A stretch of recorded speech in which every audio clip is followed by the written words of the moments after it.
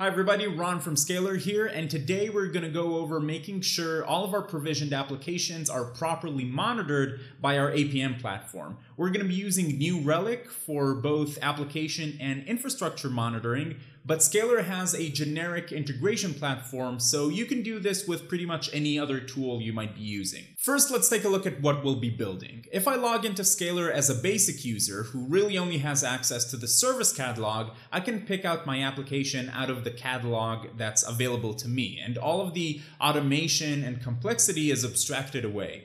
That automation can be software installs, container orchestration, or more relevant to this video, deploying the New Relic agents. So the user provisioned the app and we can see it pop up in New Relic automatically. The same goes for a more advanced user. I can set this up in a way that a user with more permissions, for example, permissions to actually edit the application stack, will be able to see the automation that goes into this, but won't be able to modify it. The APM agents will still be deployed. The Scalr Cloud Management Platform makes the company's use of multi-cloud environments more productive, cost-effective, and safe.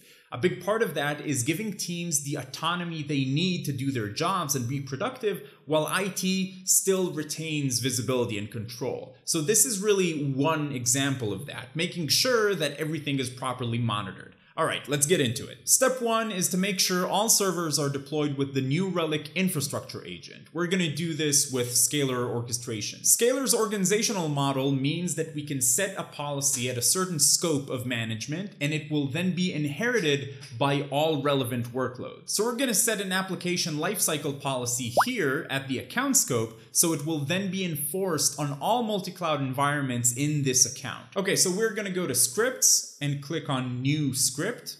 Let's call this one New Relic Infrastructure Linux, and I'm going to paste this script here. You can find it on the Scalr wiki and probably in the description of this video. It basically installs and configures the New Relic infrastructure agent, and it uses a global variable to hold the license key, so you don't have to put the key directly in the script. We're going to set that up in a little bit. I'm going to hit create, and we're going to do the same thing for Windows. So let's call this New Relic infrastructure Windows, paste in the script there, hit create, and now we have our scripts ready. Now, before we actually use these scripts in an orchestration rule, let's set up the global variable that holds the license key. So let's go to global variables.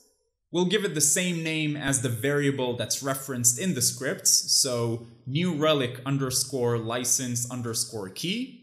And the value is your license key. If you need help finding that, there's a link in the tutorial to the New Relic docs. So now that we're good to go with the scripts, we can actually use them in an orchestration rule. As we said earlier, the rule is going to be whenever a new server spins up, put the agent on it. So let's go to orchestration and hit new rule. This is event-based automation, so we'll choose before host up as our triggering event. By the way, if you want to learn more about how events work, you can find that on the Scalr wiki. Our target here is any Linux server, and our action is our Linux New Relic script. Let's quickly do the same for Windows and save. And now every server that spins up in an environment in this account will have the New Relic infrastructure agent on it. Now, before we see this in action, we said we also want to monitor applications, not just infrastructure. We could do this with the same process and configure the rule at the account scope, but you might need a different application performance monitoring agent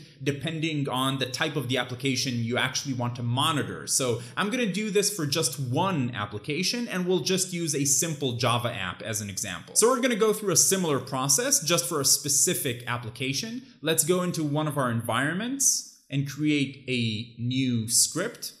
Let's call it install Java app with New Relic monitoring. It also uses the same variable from before for the license key. And by the way, you can find a more detailed explanation about what each one of these scripts do on the written tutorial on the Scalr wiki. Now we pretty much have everything set up, and it's a matter of how we want to present this to the end users. Different end users need different workflows and different levels of autonomy. So as a more advanced user, I can create a new farm, essentially a new application, and I can add a new tier to this application. So let's go with Tomcat because that's what our script is for.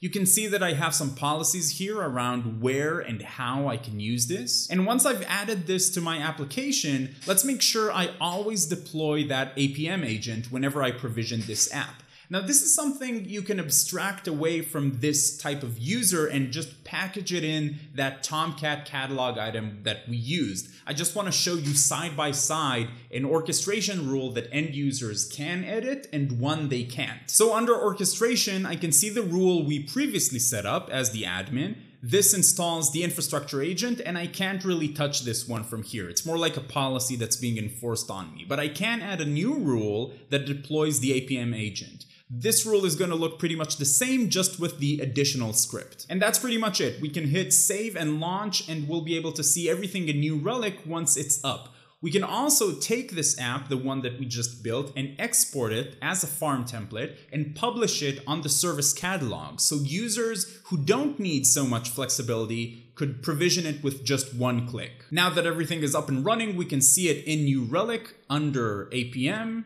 and also under infrastructure, and we can also check out the Scalr orchestration log to confirm that all of our automation rules executed successfully. And that's it. Thank you for watching. You can find the detailed written tutorial on the Scalr wiki, and if you want to learn more about the Scalr Cloud Management platform, please visit scalr.com.